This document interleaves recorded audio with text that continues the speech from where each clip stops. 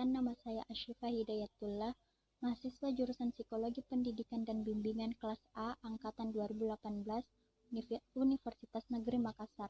Kali ini saya akan menjelaskan tentang asesmen dalam BK. Baiklah, materi pertama yang akan saya jelaskan yaitu mengenai angket. Angket merupakan salah satu alat pengumpul data dalam asesmen non-tes berupa serangkaian pertanyaan atau pernyataan yang diajukan pada responden. Adapun fungsi angket yaitu yang pertama untuk mengumpulkan informasi sebagai bahan dasar dalam rangka penyusunan program. Selanjutnya untuk menjamin validitas informasi yang diperoleh dengan metode lain. Yang terakhir, evaluasi program BK untuk mengambil sampling sikap atau pendapat dari responden. Selanjutnya yaitu tujuan angket.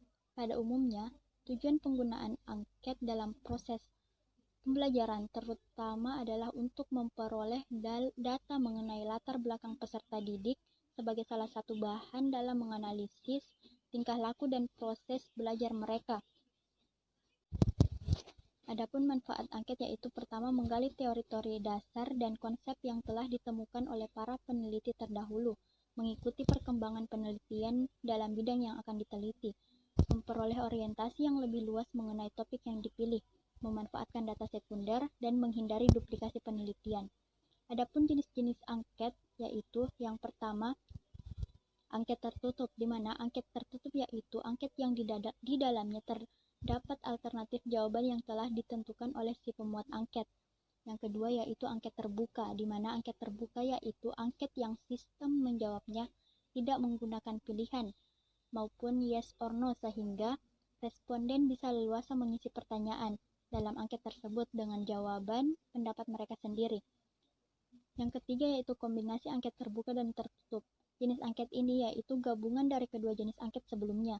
Maksudnya dalam angket ini terdapat pertanyaan-pertanyaan yang sudah disiapkan alternatif jawabannya, namun terdapat pula pilihan alternatif bagi responden untuk membuat jawabannya sendiri, untuk mengemukakan pendapatnya apabila di dalam pilihan jawaban yang disediakan oleh pembuat angket tersebut tidak terdapat jawaban seperti yang diinginkan oleh responden. Yang keempat yaitu angket langsung. Angket langsung yaitu angket yang berisi daftar pertanyaan yang berhubungan dengan responden, yaitu jawaban tentang diri responden, misalnya jumlah anak, jumlah penghasilan, dan lain sebagainya. Yang terakhir yaitu angket tidak langsung. Angket tidak langsung yaitu angket yang berisi daftar pertanyaan tentang orang lain dan diisi oleh responden yang mengetahui tentang orang tersebut, di mana responden menjawab pertanyaan tentang orang lain. Baiklah, materi selanjutnya yang akan saya jelaskan yaitu mengenai wawancara. Wawancara merupakan alat pengumpul data berupa proses percakapan yang bersifat profesional, sebaliknya bukan percakapan yang lazim digunakan sehari-hari. Proses percakapan bersifat langsung karena dilakukan secara face-to-face kepada konseli serta mengandung tujuan bimbingan. Wawancara atau interview berfungsi untuk menentukan latar belakang atau faktor penyebab terjadinya masalah yang dialami oleh konseli. Wawancara ini sebenarnya merupakan bagian dari wawancara konseling yang utuh, yaitu mulai dari identifikasi masalah, diagnosis, prognosis, treatment, evaluasi, dan follow-up. Selain itu, wawancara juga berfungsi sebagai memahami berbagai potensi, sikap, perasaan, pikiran, pengalaman, harapan, dan masalah konseli, serta memahami potensi dan kondisi lingkungan baik lingkungan pendidikan, masyarakat, maupun lingkungan kerjanya secara mendalam. Yang kedua yaitu manfaat dan kekurangan wawancara. Berbagai manfaat wawancara untuk kepentingan pemahaman diri konseli diantaranya adalah mengungkapkan langsung pandangan, sikap, dan pendapat individu atau konseli, mengungkapkan struktur kognitif dan makna kehidupan individu, dan mengeksplorasi informasi persoalan individu. Adapun beberapa kekurangan wawancara yaitu tidak cukup efisien karena penggunaan metode ini membutuhkan waktu, tenaga, dan biaya yang lebih banyak. Cara mengatasi kelemahan ini dapat menggunakan pedoman wawancara dan interviewer yang terlatih. Wawancara juga tergantung pada kesediaan, kemampuan, dan waktu yang tepat dari interviewer, sehingga informasi tidak dapat diperoleh dengan seteliti-telitinya. Selanjutnya yaitu mengembangkan keterampilan wawancara. Keterampilan wawancara merupakan salah satu modal yang dikuasai oleh interviewer seperti keterampilan berkomunikasi, misalnya menjalin hubungan baik, menumbuhkan rasa aman, nyaman, percaya, dihargai, diterima, memberi perhatian, kerjasama konseli, mengembangkan topik netral. Keterampilan mengolah data dan menafsirkannya, keterampilan memaknai, respon konseli, dan keterampilan mengambil sebuah keputusan. Keberhasilan pengumpulan data dengan teknik ini bergantung pula pada peran pewawancara, yaitu yang pertama, mampu menciptakan hubungan baik dengan konseli atau siswa, atau mengadakan raport ialah suatu situasi psikologis yang menunjukkan bahwa responden bersedia bekerja sama, bersedia menjawab pertanyaan dan memberi informasi sesuai dengan pikirannya dan keadaan yang sebenarnya. Yang kedua yaitu mampu menyampaikan semua pertanyaan dengan baik dan tepat. Yang ketiga, mampu mencatat semua jawaban lisan konseli atau siswa dengan teliti dan jelas. Selanjutnya yaitu mampu menggali tambahan informasi dengan menyampaikan pertanyaan yang tepat dan netral. Karena itu digunakan teknik probing. Baiklah, materi selanjutnya yang akan saya jelaskan yaitu mengenai observasi, di mana observasi adalah sebuah pengamatan atau aktivitas yang dilakukan untuk mengetahui sesuatu dari sebuah fenomena yang didasari pada pengetahuan dan gagasan yang bertujuan untuk memperoleh informasi-informasi terkait dengan suatu fenomena atau peristiwa yang sudah atau sedang terjadi di lingkungan. Proses dalam mendapatkan informasi-informasi tadi haruslah objektif, nyata, serta dapat dipertanggungjawabkan.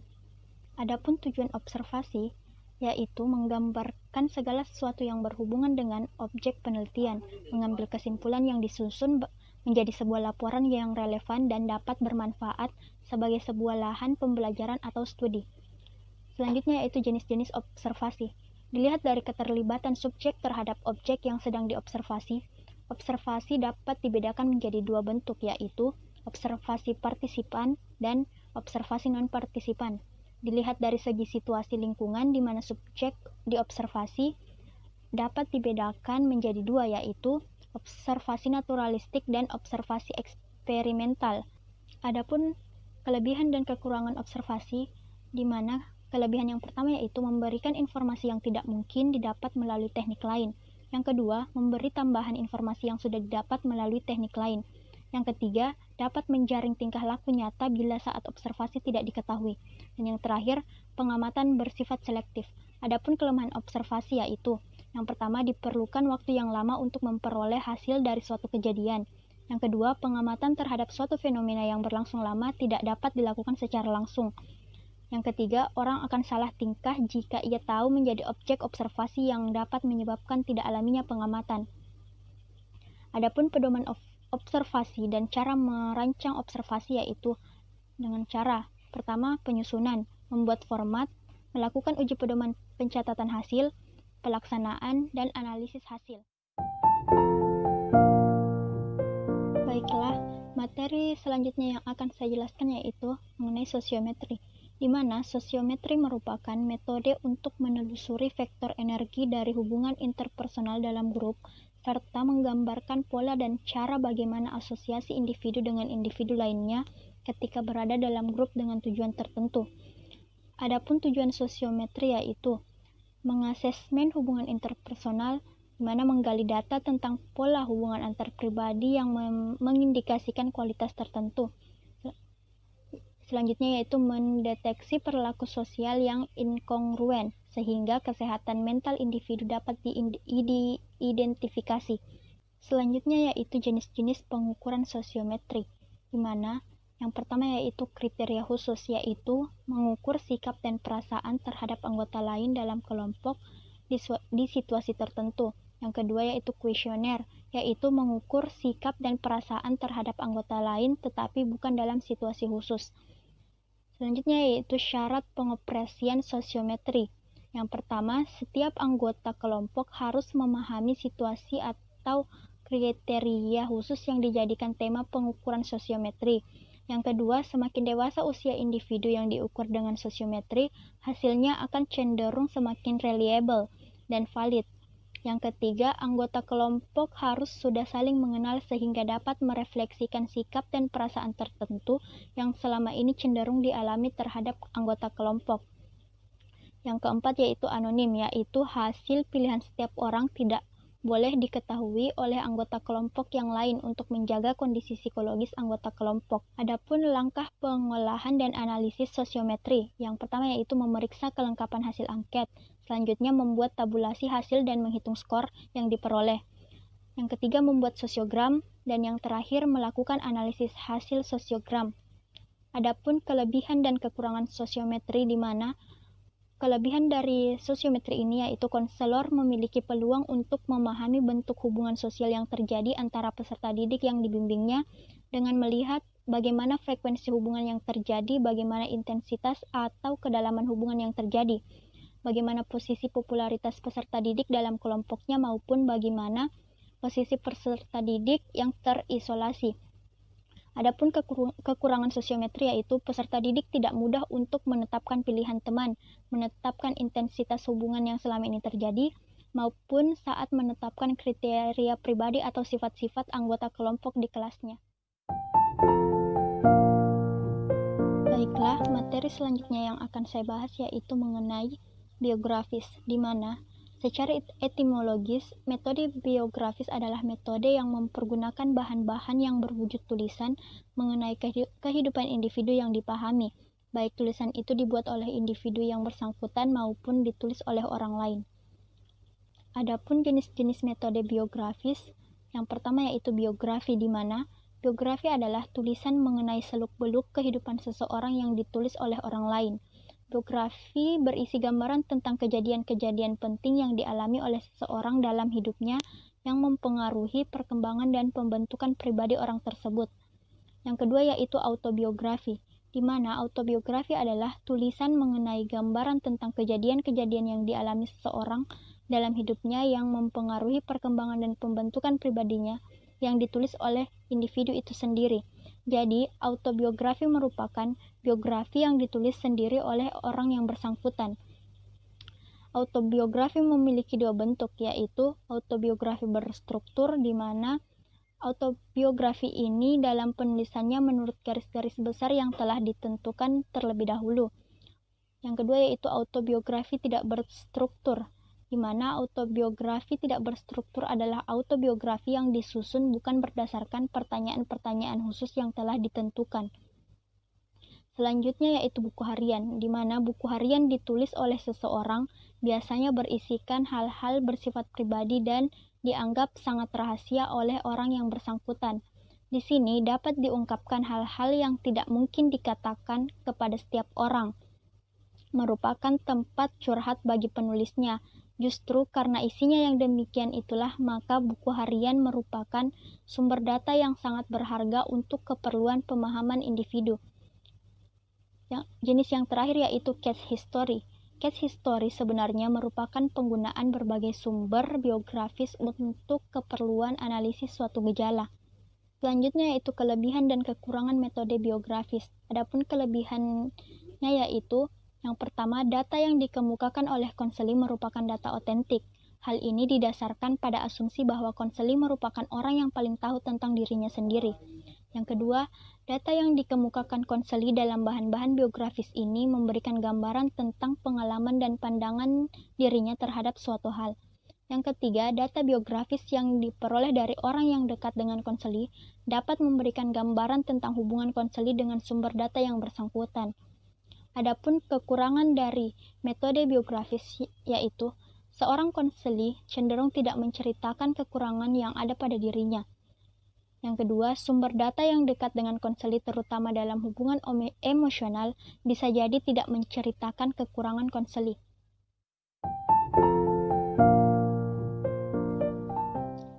Materi selanjutnya yang akan saya bahas yaitu mengenai inventory, di mana tes inventory adalah tes-tes yang pertama menggunakan paper and pencil.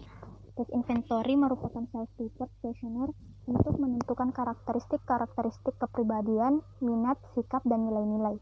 Adapun tujuan tes inventory yaitu untuk membantu mengatasi masalah-masalah yang berhubungan dengan pendidikan, perkembangan anak, klinis dan industri deskripsi, penggambaran yang lebih intensif dari subjek prediksi, dan untuk meramalkan perkembangan klien.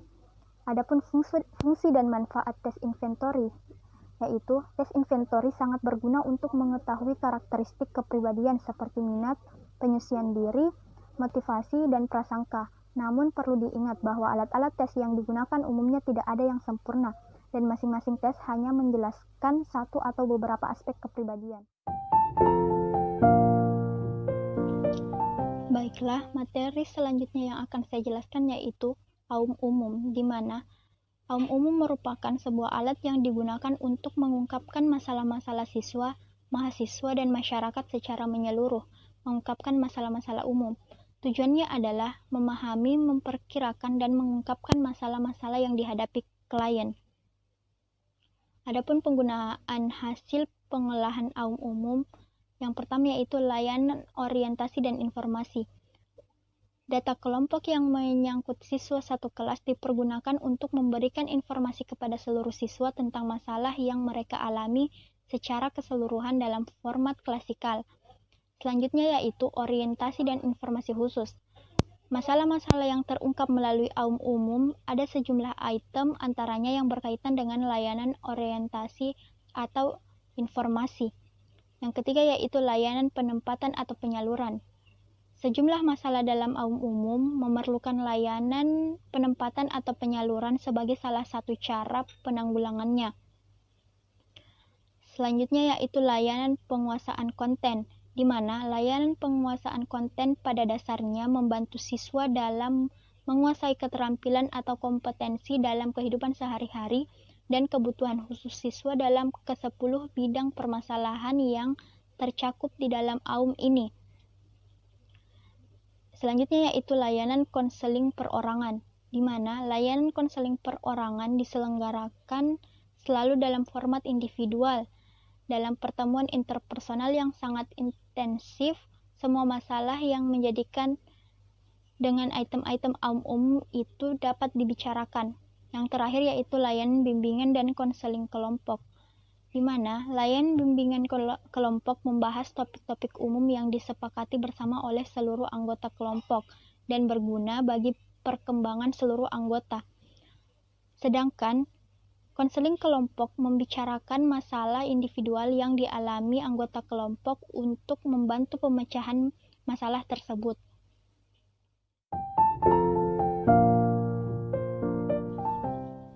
Baiklah, materi selanjutnya yang akan saya jelaskan yaitu aum belajar PTSDL, di mana aum PTSDL merupakan alat untuk mengungkapkan masalah-masalah secara khusus yang berkaitan dengan upaya kegiatan belajar peserta didik di sekolah, di rumah, ataupun di tempat lainnya.